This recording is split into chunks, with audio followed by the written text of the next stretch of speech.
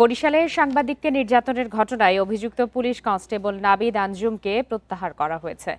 আহত সাংবাদিক আমিনুল ইসলাম ফিরোজ মোস্তফা এশিয়ান টিভির বরিশাল ব্যুরো প্রধান হিসাবে দায়িত্ব পালন করছেন। তিনি জানান, আমানতগঞ্জ ফাঁড়িতে কর্মরত পুলিশ কনস্টেবল নাবিদ সোমবার মাদক সেবনের জন্য এশিয়ান টিভির অফিসে প্রবেশের চেষ্টা করেন। এতে বাধা দিলে ক্ষিপ্ত হয়ে তাকে মারধর করে রুমে আটকে রেখে চলে যান নাবিদ। সঙ্গে নিয়ে যান ফিরোজের মোবাইল ফোন ও ল্যাপটপ।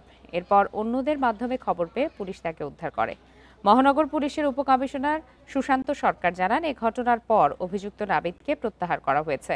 তার বিরুদ্ধে বিভাগীয় ব্যবস্থা নেওয়া হবে বলেও জানান তিনি।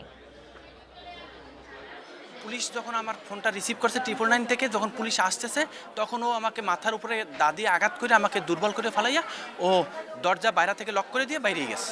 তাকে দ্রুততম সময়ের মধ্যে আমাদের ক্লোজ করা হয়েছে। পাশাপাশি রিপোর্ট আমাদের হাতে চলে এসেছে। আমরা তার বিরুদ্ধে বিভাগীয় ব্যবস্থা নেওয়া হবে।